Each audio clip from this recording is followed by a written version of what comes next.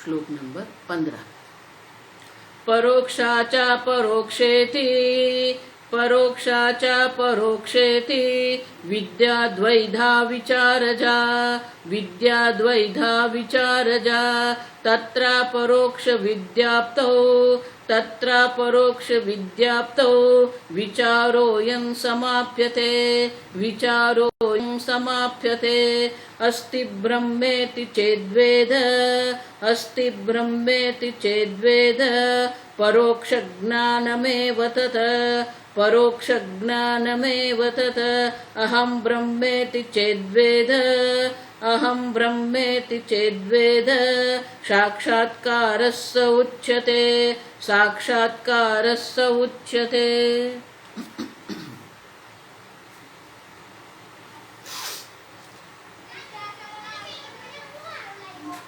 परोक्षा च अपरोक्षा विद्या, विद्यारण्य मुनि कहते हैं द्वैधा विद्या। विद्या दो प्रकार की है, परोक्षा विद्या अपरोक्षा विद्या। कल जो हमने कहा परोक्ष विद्या जो हम कहते हैं, परोक्षा विद्या विद्या नहीं है, आप समझना ठीक से, वो ज्ञान नहीं है।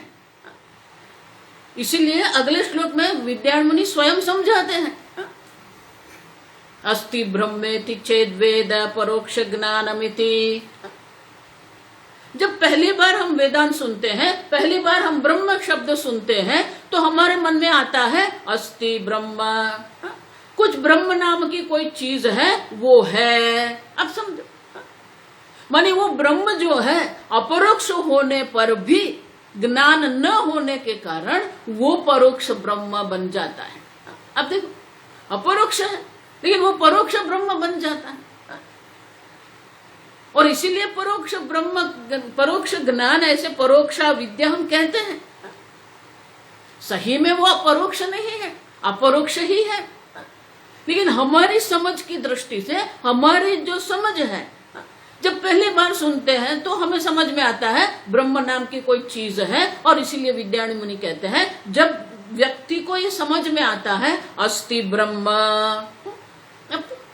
तो वो परोक्ष ज्ञान है, ब्रह्म परोक्ष नहीं है। अब ठीक से समझो, ब्रह्म तो अपरोक्ष है, और शब्द प्रमाण जो हम वेदांत जो है, संपूर्ण वेदांत जो शब्द प्रमाण है, वो शब्द प्रमाण से जो ज्ञान होता है, जैसी वस्तु होगी वैसा ही ज्ञान होगा। अगर वो विषय प्रत्यक्ष है तो आपका प्रत्यक्ष ज्ञान होगा, वो विषय परोक्ष है तो आपका ज्ञान परोक्ष होगा, वो विषय अपरोक्ष है तो आपका ज्ञान अपरोक्ष ही होना चाहिए। सीधा है, आप समझ। और इसलिए कहते हैं जब तक अपरोक्ष ज्ञान नहीं होता है तब तक ये शास्त्र विचार करना है, विचारोऽयं समाप्यते। तब ये जो विचार है उनकी समाप्ति होती है, माने कि उनको ब्रह्म ज्ञान हो गया। ब्रह्म ज्ञान जो है वो मोक्ष के लिए साधन है, और शास्त्र प्रमाण है वो ब्रह्म ज्ञान के लिए। देखो ये सब क्रम याद रखना पड़ता है। वेदांत में अगर आप क्रम नहीं देखेंगे ना तो बहुत गड़बड़ होती है। आजकल के बहुत बड़े बड़े वेदांती लोग भी ये गड़बड़ करते हैं। ये क्रम हमें समझना है। हमारा पुरुषार्थ मोक्ष पुरुषार्थ, इसलिए आगे कहा ना मुच्यते। अब देखो मैं एक अद्वितीय पूर्ण चैतन्य हूं, अनंत चैतन्य हूं, ये ज्ञान है, वही मोक्ष का साधन है, और वही अपरोक्ष ज्ञान है। और इसलिए कहते हैं अपरोक्ष ज्ञान पर्यंत ये शास्त्र विचार शास्त्र श्रवण करना है। शास्त्र विचार माने ये विचार माने हम जो विचार कर रहे हैं वो नहीं है। प्रमाण विचार जिसको हम कहते हैं, शास्त्र विचार हम जिसको कहते हैं, वो तीन है। आत्मावारे श्रोतव्य मंतव्य निरिध्यासितव्य। जब तक आपको ब्रह्म ज्ञान नहीं होता है तब तक ये शास्त्र श्रवण करना है, क्योंकि शास्त्र श्रवण ही प्रमाण है। शास्त्र स्वयं प्रमाण नहीं बन सकता। गुरु मुख से उनका उपदेश जो है वो हमारे लिए प्रमाण बनता है। अब ठीक से ये समझो। इसलिए चौथे अध्याय में भगवान कहते हैं कि अर्जुन मैं हूं, अभी मैंने अवतार धारण किया है और मैं आपको ये उपदेश कर रहा हूं, लेकिन जब अब मेरा अवतार कार्य पूर्ण हो जाएगा, बाद में भी ये शक्य है। क्यों? तद्विद्धि प्रणिपातेन परिप्रश्नेन सेवया उपदेक्षन्ति ते ज्ञानम। वो गुरु जो है, वो गुरु आपको जो तत्वज्ञानी है, वो तत्वदर्शी है, तत्वविद है, वो आपको उपदेश करेंगे। लेकिन आप उनके शरण में जाइए, उनकी सेवा करिए। अब समझो, परिप्रश्नेन, ये वेदांत जो है प्रश्न भी आवश्यक है। और इसलिए कहते हैं कि ये शास्त्र श्रवण है, और श्रवण शब्द ही दर्शाता है कि गुरु होना चाहिए, तभी तो श्रवण होगा। देखो, इसलिए बहुत सारे लोग ये अपने आप पढ़ लेते हैं। शास्त्र पढ़ने की चीज नहीं है, शास्त्र श्रवण करना है। और इसीलिए विचार शब्द में ये तीनों है। शास्त्र श्रवण करना है, श्रवण के बाद मनन करना है, मनन के बाद निधिध्यासन भी है। और शास्त्र श्रवण करना है क्योंकि शास्त्र श्रवण प्रमाण है, तो श्रवण कराने के लिए गुरु भी आवश्यक है। और इसीलिए भगवान कहते हैं उनके शरण में जाओ। उपदेक्षन्ति ते ज्ञानम ज्ञानिनः तत्वदर्शिनः। मुंडक उपनिषद भी वही कहते हैं, सगुरुमेव अभिगच्छेत्। एक बार ये जगत से वैराग्य हो जाए, आपके समझ में आ जाए कि ये जगत मुझे सुखी नहीं कर सकता, ये वैराग्य है। ये जगत में सुख नाम की चीज भी नहीं है, दुख नाम की भी चीज नहीं है। जगत से वैराग्य करना है। अब समझो, और इसलिए कहते हैं कि जब तक ये वैराग्य नहीं है, लेकिन वैराग्य की कैसा होना चाहिए। अब देखो,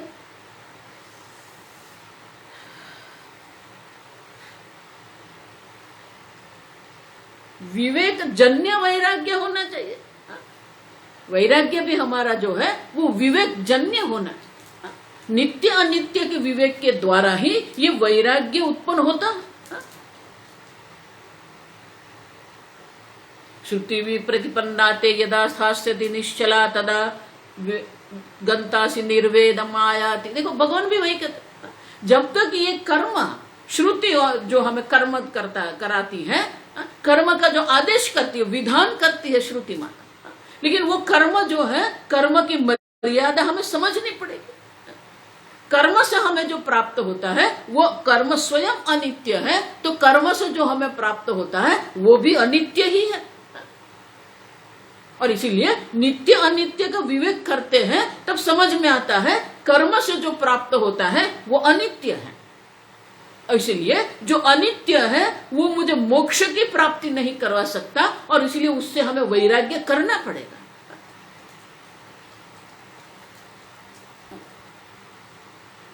देखो, इसलिए मैं कहती हूं, कर्मफल जो है, कर्मफल से वैराग्य जो हम करते हैं, कर्मफल हम ईश्वरार्पण बुद्धि से करते हैं, प्रसाद बुद्धि से करते हैं, वो कर्मयोग है, भक्ति योग है। लेकिन कर्म से ही वैराग्य होना वो वेदांत है, वो वैराग्य है। कर्म किम परम कर्म तज्जड़म। रमण महर्षि जी भी पहले ही कहते थे ये कर्म क्या है, ये चेतन है, कर्म नहीं, जड़ है, अनित्य है। अगर कर्म से आपको मोक्ष की भी प्राप्ति हो जाए तो वो कर्म स्वयं अनित्य होने के कारण आपको जो मोक्ष की प्राप्ति होगी वो भी अनित्य होगा।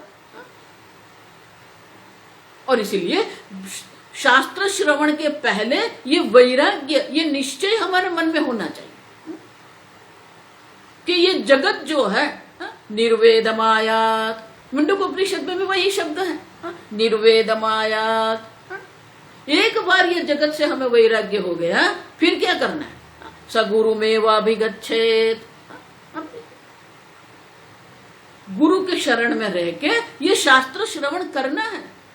और विद्यारण्य मुनि कहते हैं जब तक ये अपरोक्ष ज्ञान नहीं हो जाता है तब तक ये विचार करना है, शास्त्र विचार करना है। बहुत लोगों को ऐसा लगता है स्वामी जी कितना करते हैं। अब देखो, तो शास्त्र श्रवण के प्रति ये उपेक्षा क्यों है हमारे मन में। बड़े बड़े देखो आप जो संप्रदाय अभी चल रहे हैं, कहीं पर भी शास्त्र विचार की कोई बात ही नहीं है, न शास्त्र श्रवण है, न शास्त्र मनन है, चिंतन कुछ भी नहीं। अब देखो महाशिवरात्रि, भगवान की भक्ति करना है, भगवान की पूजा करना है, पाठ करना है, आप समझो परमात्मा को जानना है। हम देख के गए, जब तक ये परमात्मा आत्मस्वरूप परमात्मा का ज्ञान नहीं होता है तब तक मोक्ष की प्राप्ति संभव नहीं है। और आपके जीवन का जो लक्ष्य है वो मोक्ष है। भागवत में भी भगवान कहते हैं कि ये मनुष्य शरीर प्राप्त हुआ है आपको, नृदेहम दुर्लभम सुदुर्लभम प्लवम, ये भवसागर है। भवसागर में आपको ये नृदेह मनुष्य शरीर प्राप्त हुआ है, और वो दुर्लभ नहीं, सुदुर्लभम। और वो क्या है? प्लवा। वो प्लव है, लकड़ी को बांध के जो हम बनाते हैं ना पानी में, नाव की जगह पर कई बार ऐसे बनाते हैं हम, उसको प्लव कहते हैं। गुजराती में तरापो कहते हैं, हिंदी में पता नहीं है क्या। तो ये शरीर जो है भवसागर पार करने के लिए प्लव है। और भगवान कहते हैं पुमाम भवाब्धिम न तरेत। कल मैंने कहा ना कि माया जो है वो माया अनुकूलता है ये वेदांत शास्त्र के लिए, लेकिन हमारा निश्चय होना चाहिए। जब तक हमारा निश्चय नहीं होता है, हमारे अंदर मुमुक्षुत्व नहीं होता है, तब तक वेदांत का कोई उपयोग ही नहीं है। वेदांत उसके लिए है जिसे मोक्ष की प्राप्ति करनी है। और इसीलिए ये शास्त्र विचार, जब तक अपरोक्ष ज्ञान नहीं होता है शास्त्र श्रवण करते रहना है। वैराग्य भी होने के बाद अगर शास्त्र श्रवण नहीं करेंगे तो ये मनुष्य शरीर क्या क्या होगा? भगवान क्या कहते हैं? पुमाम भवाब्धिम न तरेत स आत्महा। जो मनुष्य ये मनुष्य शरीर प्राप्त करने के बाद ये भवसागर जो पार नहीं कर रहा है वो आत्महत्या कर रहा है। आत्मा, आप समझो।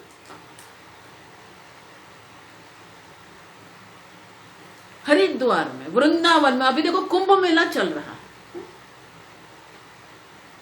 बहुत सारे वैरागी लोग हैं वहां पर, और उनका वैराग्य दृढ़ वैराग्य, आप समझना, मजाक मत करना उनकी। वो बड़े बड़े महात्मा हैं और उनका दृढ़ वैराग्य है, लेकिन वैराग्य होने के बाद भी वो शास्त्र श्रवण नहीं है उनके पास। उनको शास्त्र श्रवण की कोई महत्ता ही नहीं है। क्यों? क्योंकि उनको वैराग्य में ही आनंद आ रहा है। देखो वैराग्य का भी एक आनंद है, आप समझो ठीक से। हमें ये लगता है कि भोग में आनंद है, हमें ये लगता है निद्रा में आनंद है, हमें ये लगता है बोलने में आनंद है, मौन का भी आनंद है। चुप रहो, सामने वाला कितना भी बोले आप चुप रहो, आनंद आता है, सुनते रहो। मौनम, वाणी से वैराग्य, वो मौन है। कम से कम भोग के साथ हम हमारा जीवन व्यतीत करें, उसी में भी आनंद है। भोग में आनंद नहीं, आप समझो। इसीलिए भर्तृहरि कहते हैं भोगा न भोक्ता वयमेव भोक्ता। हम भोगता है नहीं, भोग हमें भोग रहे हैं। अब देखो, आम अगर हम खाते हैं तो मैं भोगता हूं और आम भोग्य है। लेकिन बात क्या होती है? आम तो पहले भी थी, अभी भी है, बाद में भी आम तो रहेगी। लेकिन हमारा शरीर क्या है? अनित्य। हम यहां आए हैं, कितने साल रहेंगे, कितने वर्षों तक हम रहेंगे? समझो, भोगा न भोगता वयमेव भोक्ता। भोग हमें भोग रहे हैं, आप समझो ठीक से। कालो न याति वयमेव याता, तपो न तपता वयमेव तपता। हम सोच रहे मैं तपश्चर्या कर रहा हूं, नहीं। हम सोच रहे हैं कि वी आर पासिंग टाइम, नहीं। टाइम तो पहले भी था, अभी भी है, बाद में ही रहेगा। You are not passing time, time is passing you. कालो न याति वयमेव याता। काल में हम आए और हम जाएंगे, आप समझो। तपो न तपता वयमेव तपता। तपश्चर्या, आप देखो, बड़ी बात है तपश्चर्या। लेकिन तपश्चर्या की भी मर्यादा है। क्यों? तृष्णा न जीर्णा वयमेव जीर्णा। क्योंकि ये इच्छा देवी जो है, इच्छा देवी हमारे पास भोग करवाती है, इच्छा देवी हमारे पास तपश्चर्या करवाती है। लेकिन इच्छा देवी जो है वो क्या है? ये तपस्या करते करते, भोग करते करते, समय प्रसार करते करते हम जीर्ण शीर्ण हो गए। वो इच्छा देवी तो क्या है? तृष्णा न जीर्णा वयमेव जीर्णा। वो तृष्णा देवी तो हमेशा युवान ही रहती है, आप समझो। ये सबसे वैराग्य करना। क्यों? वैराग्यमेव अभयम भुवि। हे राजन, ये जगत में अगर आपको अभयता प्राप्त करनी है तो वैराग्य मात्र अभयता है, आप समझो। हर एक चीज में भय है, और इसीलिए नित्य अनित्य का चिंतन करके वैराग्य दृढ़ करना पड़े। और वैराग्य के बाद शास्त्र विचार है, निर्वेदमायात सगुरुमेवाभिगच्छेत। अब देखो, वैराग्य होने के बाद गुरु के शरण में जाएंगे, और गुरु भी क्या करेंगे? शास्त्र श्रवण उपदेक्षन्ति ते ज्ञानम। आप समझो ठीक से। गुरु भी अनेक प्रकार के होते हैं। मंत्र दीक्षा करने वाले भी गुरु है, संन्यास दीक्षा करने वाले भी गुरु है।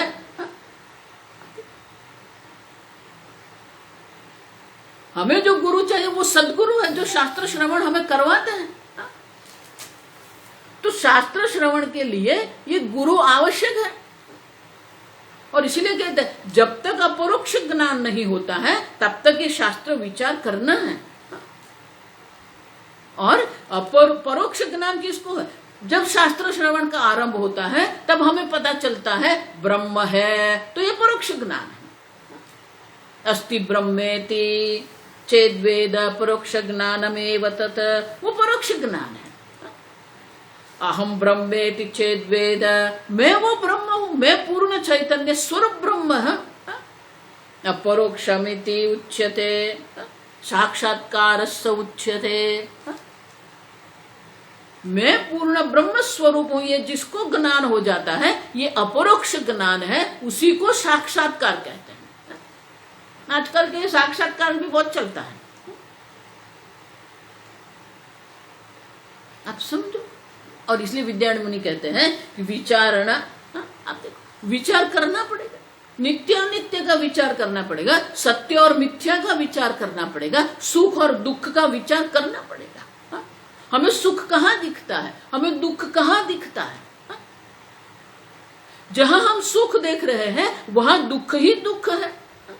और इसलिए भगवान क्या कहते हैं? जन्म मृत्यु जरा व्याधि दुख दोष अनुदर्शनम। देखो ये मूल्य है। आत्मज्ञान प्राप्त करने के लिए 13वें अध्याय में भगवान ने ये 20 मूल्य दर्शाए। उसमें एक मूल्य क्या है? जन्म मृत्यु जरा व्याधि दुख दोष अनुदर्शन। अनुदर्शनम माने बार बार हमें देखना है कि दुख रूपी दोष इसमें है। जन्म मृत्यु जरा व्याधि, अब देखो सब में दुख है। जन्म दुख, अब देखो जन्म भी दुख है, जरा भी दुख ही है। जन्म दुख, जरा दुख, जाया दुख, पुनः पुनः। हम सोचते हैं स्वामी जी हमारी शादी हो गई है, विवाह हो गया है,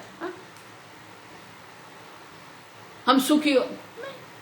मुझे स्वामी जी हमेशा कहते थे कि एक दुखी है दूसरी भी दुखी है, वो दोनों समझते हैं कि हम दोनों एक हो जाएंगे तो सुखी हो जाएंगे। अब दो दुखी है वो इकट्ठा होकर सुखी कैसे हो जाएंगे?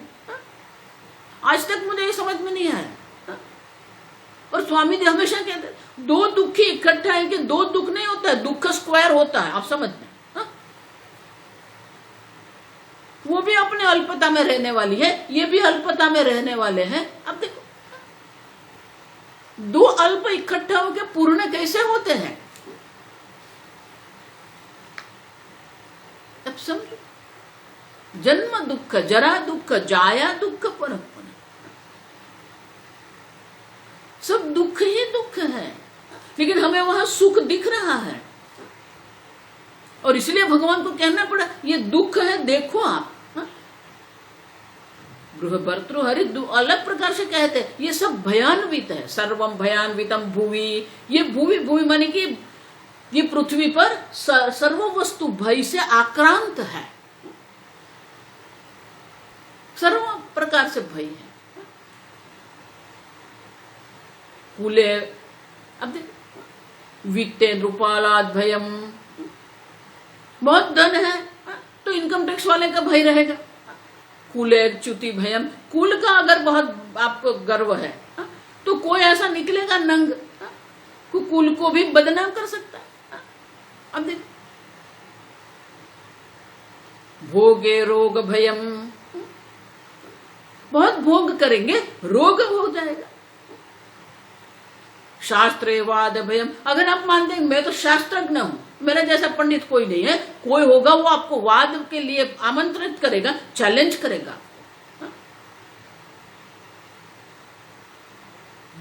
देहे कृतांताद भयम, ये देह है, देह में मृत्यु की भय है, अंत करने वाला है वहां पर। सर्वम भयान्वितम भुवि, और हम आगे देख के गए, आप समझो, 3 शब्द है, सुख शब्द है, अभयता शब्द है, शांति शब्द है। देखो हर एक प्रकरण में ये बोलती हूं, ये 6ठे प्रकरण में भी हमें ये समझना है क्यों शास्त्र विचार करना है, क्योंकि अभयता कहां पर है? शास्त्र में अभयता है, ये जगत में अभयता नहीं है, भय है। और जहां भय होता है वहां सुख और शांति संभव नहीं है। अशांतस्य कुतः सुखम,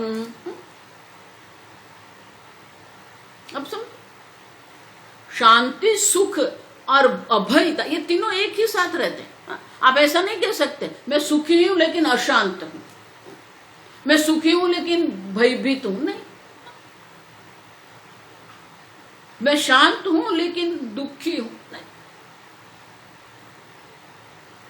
शांति और सुख एक साथ चलते हैं और उसके साथ अभयता भी रहती है।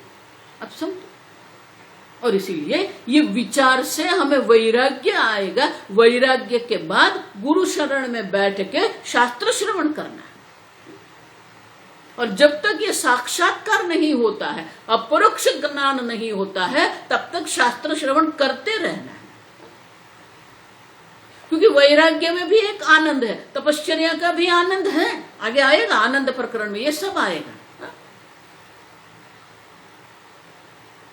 वैराग्य में भी आनंद है, भक्ति में भी आनंद है, जप में भी आनंद है, योग में भी आनंद है, विद्या में भी आनंद है। आप समझो, विषय आनंद भी है, अभ्यास का भी आनंद। जो हर रोज चलने जाता है उसको एक दिन अगर चलने नहीं मिलेगा उसको कुछ छूट गया लगता है। हर रोज जो जप कर रहे हैं, एक दिन अगर कोई कारण से जप नहीं हुआ तो मन में दुख रहता है, कुछ छूट गया। अब देखो, तो ये अनेक अलग प्रकार के आनंद जगत में है, लेकिन ये सब आनंद कैसे है? अनित्य है, नित्य नहीं है। और इसीलिए शास्त्र विचार से हमें समझना पड़ेगा। गुरु के पास बैठ के शास्त्र श्रवण करना है। और 1 और 2 दिन की बात नहीं है, आप समझना। शास्त्र श्रवण हम करते रहेंगे, शास्त्र श्रवण काल में ही ये अविद्या की निवृत्ति होती है। और जब तक अविद्या देवी बैठी, हम देखा आगे, भ्रांति ही अविद्या, ये अविद्या है, अविद्या के कारण ही भ्रांति हुई। मैं देह हूं, मैं मन हूं, मैं इंद्रिय हूं, ये मेरा है, ये तेरा है। अब देखो, अहम बुद्धि भी, उपाधि में अहम बुद्धि होती है, बाह्य विषय में अहंता ममता होती है। अब देखो, तो जब तक अविद्या देवी बैठी है अहंता ममता की निवृत्ति नहीं होती है।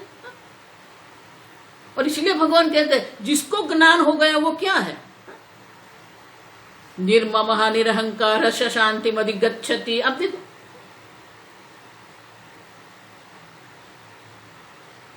जब तक ये अहंता ममता रहेगी तब तक अशांति रहेगी, भय रहेगा।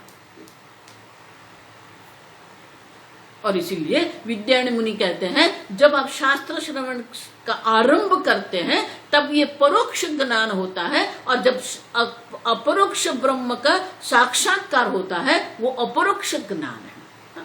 और इसलिए कहते हैं अहम ब्रह्मेति चेद्वेद। जो जान लेता है मैं पूर्ण ब्रह्म हूं वो साक्षात्कार है, वो अपरोक्ष ज्ञान है। और जब तक अपरोक्ष ज्ञान नहीं होता है तब तक शास्त्र विचार करना है, और विचार से ही अविद्या की निवृत्ति है। देखो इसलिए मैं कहती हूँ बहुत सारे शब्द हैं, आत्मज्ञान, ब्रह्म विद्या, ब्रह्म साक्षात्कार, शब्द अनेक हैं। अर्थ यही है मैं पूर्ण ब्रह्म हूं, अहम ब्रह्मेति। अस्ति ब्रह्म है वो परोक्ष है, अहम ब्रह्म अस्मि ब्रह्म। तो अस्ति को अस्मि करना है को मैं करना है। आप समझो, लेकिन ये बोलने में दो पंक्ति है, आप समझना। एक बार समझ में आ गया पूर्ण ब्रह्म मैं हूं, ये समझदारी के लिए हमें बरसों निकल जाते हैं। पौन पुण्य न श्रवणम कुरियत, शंकराचार्य जी इसलिए कहते हैं पुनः पुनः श्रवण करते रहो। शास्त्र श्रवण की बात है। और इसलिए भले विद्यारण्य मुनि दो पंक्ति कह रहे हैं, लेकिन दोनों पंक्ति के बीच में काल का व्यवधान है। गीता में भी भगवान कहते हैं काले नात्मन विंदति। अब देखो काले न, ये तृतीय विभक्ति है। अगर कोई चीज जो है हमें प्राप्त करना है, कुछ प्राप्त हमें करना है, लेकिन वो प्राप्त करने के लिए अगर समय निश्चित है तो द्वितीय विभक्ति लगती। देखो ये पाणिनि मुनि सब है यहाँ, मासम, तो ये द्वितीय विभक्ति लगाते माने कि वो निश्चित काल है। लेकिन कोई वस्तु हमें प्राप्त होती है, लेकिन काल का निश्चय नहीं है, कितने काल में रहे होगा वो निश्चय नहीं है, माने फिक्स टाइम नहीं है उसका। आप समझो, विशेष निश्चित काल में प्राप्त होता है तो वहां द्वितीय विभक्ति लगती है। अगर अनिश्चित काल है तो वहां तृतीय विभक्ति लगती है। और इसलिए भगवान कहते हैं काले नात्मनि विंदति। काल में, देखो हम भी कहते हैं, हिंदी में भी कहते हैं काल में वहां सप्तमी विभक्ति कब बोलते हैं हिंदी में, माने कि कोई निश्चय नहीं है, प्राप्त होगा लेकिन कितना काल है वो निश्चित नहीं। अब समझ,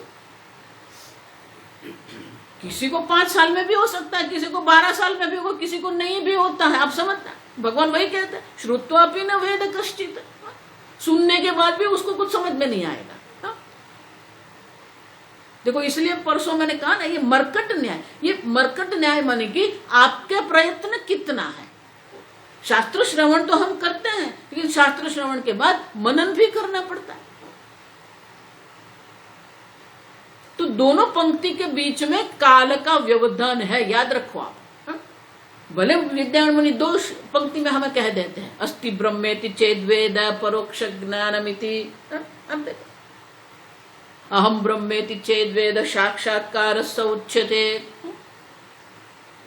ये हमारी यात्रा जो है ना, वेदांत की यात्रा, शास्त्र श्रवण की जो यात्रा हमारी है, प्रमाण विचार की जो हमारी यात्रा है, वो अस्ति से अस्मि तक है। अस्ति मानी है, अस्मि मानी हूं। आप समझो, जब तक ये हूं नहीं होता, मैं ब्रह्म हूं, तब तक ये शास्त्र श्रवण करते रहना। काले नात्मन विंदति, होगा ज्ञान आपको, लेकिन निश्चित समय नहीं है, क्योंकि आपका प्रयत्न कितना है, आपकी अंतःकरण शुद्धि कितनी है। जब तक अंतःकरण शुद्धि नहीं होती है तब तक ये ब्रह्म ज्ञान नहीं होता। इसीलिए भगवान कहते हैं वैराग्य प्राप्त होने के बाद भी यदा ते मोह कलिलम व्यतितरिष्यति।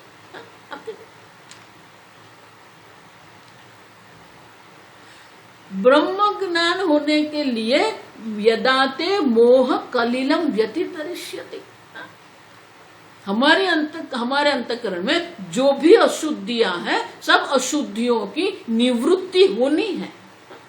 इसलिए कर्म योग भी आवश्यक है, भक्ति योग भी आवश्यक है। अगर वेदांत श्रवण करते हैं लेकिन अगर भक्ति नहीं है, कर्मयोग नहीं है, तो ब्रह्म ज्ञान की कोई संभावना नहीं है। देखो ये सब मैं नहीं कह रही हूं, पूर्ण गीता में यही चर्चा है। अगर आपका अंतःकरण शुद्ध हुआ नहीं है, आपका वैराग्य दृढ़ नहीं है और आप संन्यास दीक्षा लेके बैठ जाएंगे, क्या होगा? संन्यासस्तु महाबाहो दुःखमाप्तुम अयोगतः। अयोग जहां कर्म योग भक्ति योग नहीं है और अगर संन्यास दीक्षा ले लिया, वो संन्यास उनके लिए दुख का कारण बनता है। लेकिन योग युक्त मुनिर ब्रह्म अचिरेण अधिगच्छति, अगर योग युक्त है, देखो इसीलिए कहते भक्ति तो सबके लिए है, भक्ति एक विशेष मार्ग नहीं है। और तो अब देखो जिज्ञासु अर्थार्थी ज्ञानी च भरतर्षभ, अर्थ जो दुखी है, जिसे दुख से छूटना है, वो भी भगवान की भक्ति कर रहा है। अर्थार्थी जिसको अपनी इच्छा की पूर्ति करनी है, कोई विशेष प्रकार की प्राप्ति करनी है, वो भी भगवान का भक्त है। और वो वही व्यक्ति अर्थार्थी जो वो आर्त भक्त तो है ही, जब दुख पड़ता है तो भी वो भगवान को याद करता है। जिज्ञासु जिसको परमात्मा तत्व को जानना है, वो जिज्ञासु भी भक्त है। ज्ञानी च भरतर्षभ, ज्ञानी भी भगवान कहते हैं मेरा भक्त है। आप समझो, दुखी है वो भी भगवान का भक्त है, जिसको अपनी इच्छा की पूर्ति करना है, कोई विशेष प्रकार की प्राप्ति जीवन में करनी है, तो वो भी भगवान का भक्त है। जिज्ञासु जिसको परमात्मा तत्व को जानना है, वो भी भगवान का भक्त है। ज्ञानी भी भगवान का भक्त है। और भगवान क्या कहते हैं? ज्ञानी तो आत्मैव मे मतम।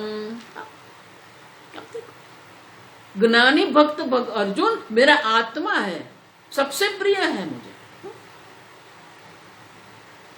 तो ऐसा मत मानना, हम तो वेदांत श्रवण करते, भक्ति की क्या आवश्यकता है? नहीं, जिज्ञासु भी भगवान का भक्त है।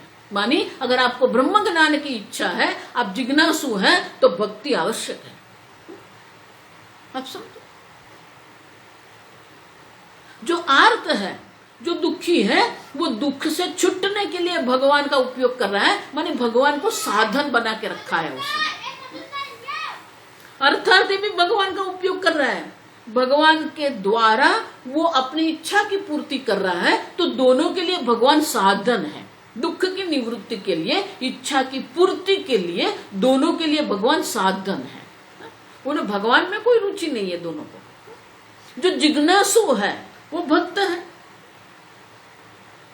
अब समझ, तो जिज्ञासु को परमात्मा तत्व को जानना है, तो साध्य भी भगवान है, साधन भी भगवान है। जिसको प्राप्त करना है, जिसको सिद्ध करना है, वो भी भगवान है। और जिसके द्वारा सिद्ध करना है, वो भी परमात्मा ही है। ईश्वर के अनुग्रह के बिना कुछ नहीं होता, आप समझना ठीक से। जितनी आपकी निष्काम भक्ति होती रहेगी, उतना ही ईश्वर का अनुग्रह आपको प्राप्त होगा। ज्ञानी च भरतर्षभ, ये सिद्ध भक्त है, क्योंकि भगवान उनके लिए सिद्ध है। उन्होंने परमात्मा को आत्मस्वरूप जान लिया है।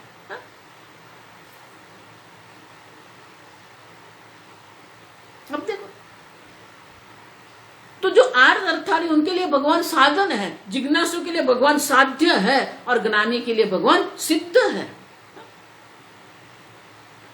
तो भक्ति तो सामान्य है,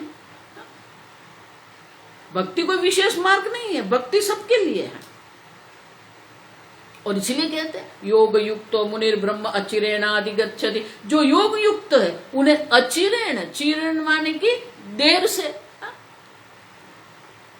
अचिरेण कोई समय का व्यवधान नहीं रहता है, तत्काल उसे ज्ञान होता है। अब समझो, इसीलिए अंतःकरण की शुद्धि करना ये आपका काम है, शास्त्र श्रवण करना आपका काम है। मैं इसलिए कहती हूँ आपके गुरु कितने बड़े हैं और आपके गुरु कितने वैरागी हैं और आपके गुरु कितने शास्त्रज्ञ हैं, कोई उनका मतलब नहीं, कोई उनका अर्थ नहीं है, आप समझना। आप में कितना वैराग्य है, आप कितना शास्त्र श्रवण करते हैं, आप कितनी भक्ति करते हैं, वो महत्व का है। और इसीलिए अस्ति ब्रह्मेति चेद वेद परोक्ष ज्ञानमेव, लेकिन वो अपरोक्ष जो परोक्ष ज्ञान है, अस्ति ब्रह्मेति जो परोक्ष ज्ञान से वहां से अपरोक्ष ज्ञान तक जो पहुंचना है वो बहुत लंबी यात्रा है। अब समझो ठीक से, विद्यारण्य मुनि तो यहाँ 2 पंक्ति में पूरा कर देते हैं, लेकिन वो 2 पंक्ति नहीं है, वो आपका जीवन है। पूज्य स्वामी जी, बहुत सारे लोग स्वामी जी के पास जाके पूछते थे, स्वामी जी आप शास्त्र श्रवण की बात करते हैं, आप ये प्रवचन करते हैं, ये कितना करना है? तो स्वामी जी हमेशा एक ही शब्द कहते हैं, लाइफ टाइम जॉब, जीवन पर्यंत आप शास्त्र अध्ययन करते हैं। लेकिन स्वामी जी क्यों? तो बोले पहले आपको ब्रह्म ज्ञान प्राप्त करना, इसके लिए आप शास्त्र अध्ययन करो, बाद में आप ब्रह्म ज्ञान का उपदेश करना है, इसलिए शास्त्र अध्ययन करो। शास्त्र अध्ययन तो करता है, स्वाध्याय प्रवचनाभ्याम न प्रमदित, पहले स्वाध्याय करते हैं, पहले शास्त्र श्रवण करते हैं ब्रह्म ज्ञान के लिए, ब्रह्म ज्ञान होने के बाद भी शास्त्र अध्ययन है। क्यों? प्रवचनाभ्याम न प्रमदितव्यम। अब देखो, और इसीलिए हम ब्रह्मेति चेद वेद, जो जान लेता है कि वो पूर्ण ब्रह्म मैं हूं, साक्षात्कार उच्यते। और इसलिए कहते हैं कि इस प्रकार से ये परमात्मा को हमें जान लेना है। मैं पूर्ण ब्रह्म स्वरूप हूं। देखो ये बार बार मैं इसलिए बोल रही हूं कि आपको भी वही बोलना, आप पूर्ण ब्रह्म स्वरूप हो। आपको ये कहना है कि हाँ मैं पूर्ण ब्रह्म हूं। अभी भी आप ब्रह्म है, लेकिन आप जानते नहीं हैं। आपको ब्रह्म बनना नहीं है, आपको पूर्ण बनना नहीं है, आप पूर्ण चैतन्य स्वरूप आत्मा है ही, लेकिन अविद्या के कारण आप नहीं जानते हो। अब समझो, आपको पूर्ण ब्रह्म नहीं बनना है, आप पूर्ण ब्रह्म स्वरूप ही है, लेकिन आपको जानना है कि हाँ मैं पूर्ण ब्रह्म। गुरु तो उपदेश करेंगे आप पूर्ण ब्रह्म हो, गुरु तर्क भी करेंगे कैसे आप पूर्ण चैतन्य स्वरूप हो, लेकिन स्वीकार तो आपको करना है ना। आपको स्वीकारना, हाँ मैं पूर्ण ब्रह्म हूं। आगे हम सिर्फ देख के ये निधिध्यासन करना पड़ता है। निधिध्यासन के द्वारा, अंग्रेजी में उसको कहते हैं you have to own up the knowledge, Hindi में कहते हैं आत्मसात करना पड़ता है। देखो जो गैया होती है ना, आजकल की गैया नहीं, जो अंदर ही बैठी रहती है। पहले ये गैया को बाहर ले जाते थे, गाय को बाहर ले जाते थे, वो हरा घास जो है वो खाती है, लेकिन पूरा दिन नहीं खाती। मध्याह्न तक वो घास खाती है, फिर मध्याह्न के बाद कहीं एक वृक्ष के नीचे वो बैठ जाती है। वो ये गाय जो होती है उनके 2 झट्ठर होते हैं, 2 उदर होते हैं। पहले वो घास जो खाती है ऐसे ही आधा पूरा चबाया हुआ नहीं होता है, वो ऐसे डालती रहती है उदर में। अब जब वो बैठ जाती है तो वो जो उदर में डाला हुआ है उसको मुंह में लेती है और फिर चबाती है। वो एक रस करती है और फिर वो दूसरे उदर में डालती है। कभी गांव में जाओ ना तो ऐसी कोई गाय ढूंढ लेना, और देखना उसको। अब समझो, जिस आनंद से वो बैठी रहती है ना, क्यों? क्योंकि वो जो चारा, जो घास जो था, वो अभी उनके शरीर में एक नहीं हुआ है, और बाद में वो ऐसे चबाती है एक रस हो जाता है।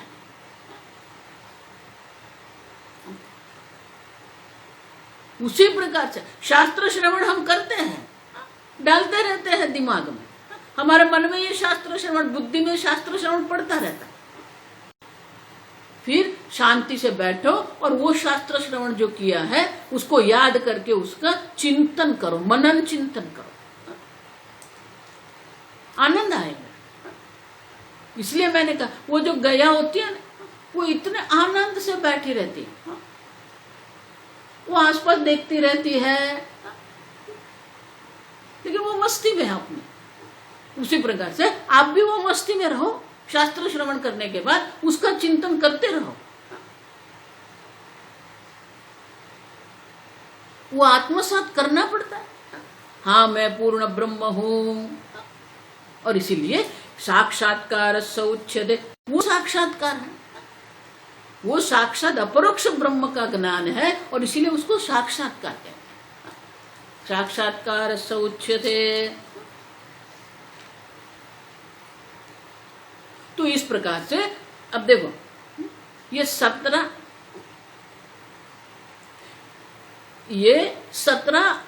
श्लोकों में विद्यारण्य मुनि ने बहुत स्पष्ट रूप से हमें समझाया है, चित्रपट का दृष्टांत लेके हमें समझाया कि ये जगत जो है मिथ्या है, और ये मिथ्यात्व का निश्चय करना है, और मैं पूर्ण ब्रह्म सत्य स्वरूप, सत्यत्व का निश्चय करना है।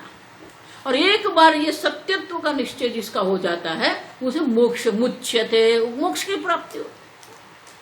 लेकिन ब्रह्म सत्य है, ये जगत मिथ्या है, उनके लिए विचार की आवश्यकता होती है, विचारणात, आगे कहा। और इसलिए कहते हैं कि ये विचार के द्वारा ही हमें ये सिद्ध होता है। और विचार जब हम आरंभ करते हैं तो परोक्ष ज्ञान और अपरोक्ष ज्ञान, 2 प्रकार के ज्ञान होते हैं। पहले परोक्ष ज्ञान होता है, तो ये जगत का मिथ्यात्व का निश्चय करना है और अपने आप का सत्यत्व का निश्चय करना है। मैं सत्य ब्रह्म हूं।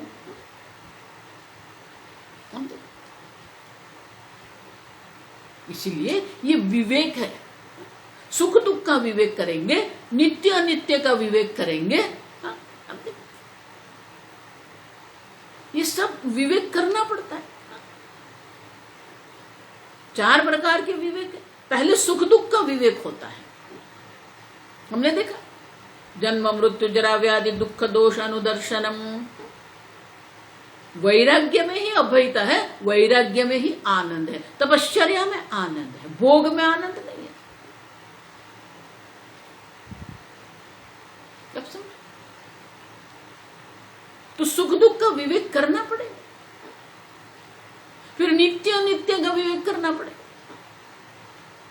देही नित्यम अवध्योयम, ये देह अनित्य है, लेकिन देह में रहने वाला जो आत्मा है, जो देही है, वो नित्य है, उपाधि अनित्य है। ये नित्य अनित्य का विवेक करना। अब समझ? तो सुख दुख का विवेक होता है, नित्य अनित्य का विवेक होता है। फिर है आत्मा और अनात्मा। मैं आत्मा हूं, मुझसे अन्य सर्व अनात्मा है। ये देह अनात्मा है, इंद्रिय अनात्मा, अनात्मा मानी जड़ विषय। ये जगत अनात्मा है, ये उपाधि अनात्मा है, मैं आत्मा हूं। लेकिन आत्मा अनात्मा के विवेक से भी वो द्वैत रहेगा, मैं आत्मा हूं, ये अनात्मा है। अब और इसीलिए अंत में सत्य और मिथ्या का निश्चय करना है। मिथ्या मानी वो दिख रहा है, हकीकत में वो नहीं है। वास्तविकता अगर समझेंगे तो वो नहीं है। जिस प्रकार के सूर्योदय का अनुभव हमें हो रहा है, लेकिन सूर्योदय नाम की कोई चीज है ही नहीं। मिथ्या मानी कि वो दिख रहा है, लेकिन है नहीं, आप समझ। तो सत्य मिथ्या का निश्चय करना पड़ेगा, नहीं तो द्वैत रहेगा। एक अद्वितीय सत्य अगर हमें समझना है, एक अद्वितीय सत्य ब्रह्म को हमें समझना है, तो ये जगत का मिथ्यात्व भी समझना पड़ेगा, तभी तो द्वैत की निवृत्ति होगी। जब तक ये जगत का मिथ्यात्व सिद्ध नहीं होता है, तब तक ये एक अद्वितीय ब्रह्म का ज्ञान नहीं।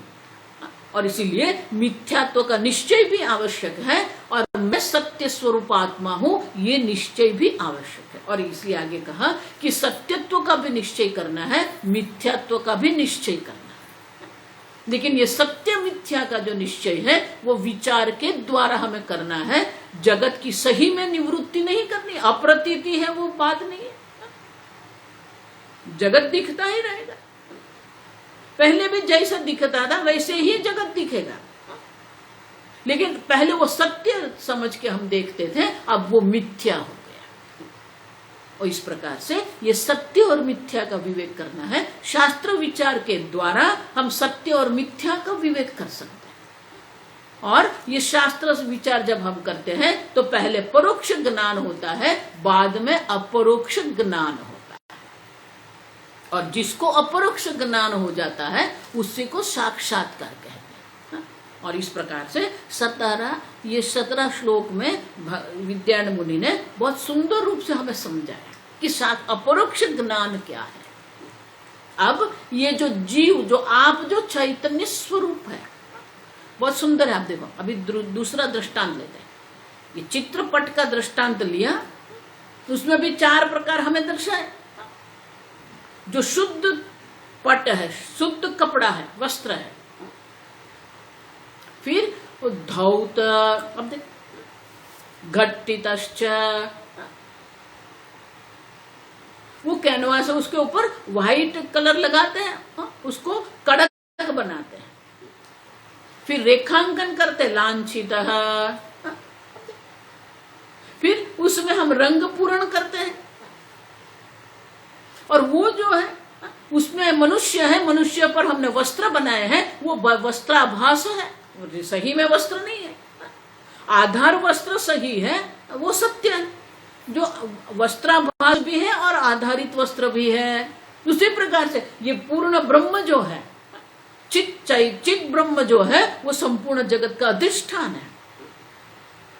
वो चित ब्रह्म है। वो चित ब्रह्म में ही हमें हिरण्यगर्भ का दर्शन होता है, ईश्वर का दर्शन होता है, विराट का भी दर्शन होता है।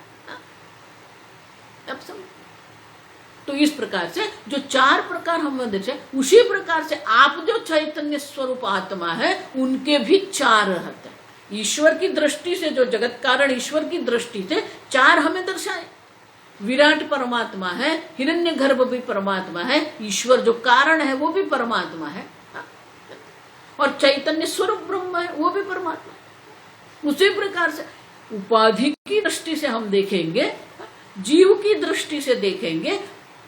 देखो शास्त्र में उसको कहते हैं तत्पद शुद्धि। तत्पद शुद्धि माने कि ये तत्पद की, ईश्वर तत्व की चर्चा हम करते हैं तो पूर्ण ब्रह्म चैतन्य स्वरूप है, वो हमें ज्ञान हो, चित ब्रह्म का ज्ञान।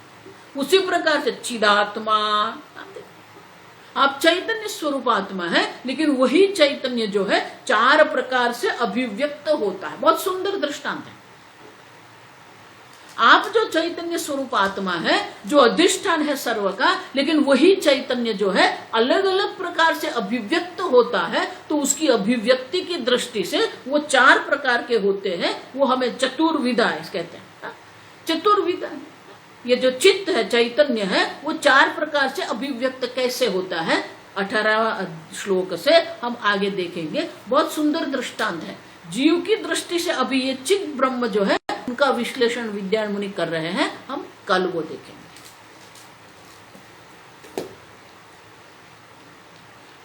ओम स्वस्ति प्रजाभ्यः परिपालयन्ताम् न्यायेन मार्गेण महिं महिषाः। गोब्राह्मणेभ्यः शुभमस्तु नित्यम्। लोका समस्ता सुखिनो भवन्तु, काले वर्षतु पर्जन्यः, पृथिवी सस्यशालिनी, देशो जंक्षोभरहितः, ब्राह्मणाः सन्तु निर्भयाः। ॐ सर्वेषां स्वस्तिर्भवतु, सर्वेषां शान्तिर्भवतु, सर्वेषां पूर्णं भवतु, सर्वेषां मङ्गलं भवतु, सर्वे भवन्तु सुखिनः, सर्वे सन्तु निरामयाः, सर्वे भद्राणि पश्यन्तु, मा कश्चित् दुःखभाग् भवेत्। असतो मा सद्गमय, तमसो मा ज्योतिर्गमय, मृत्योर्मा अमृतङ्गमय। ॐ पूर्णमदः पूर्णमिदं पूर्णात् पूर्णमुदच्यते, पूर्णस्य पूर्णमादाय पूर्णमेवावशिष्यते। ॐ शान्ति शान्ति शान्तिः। हरिः ॐ श्री गुरुभ्यो नमः। हरिः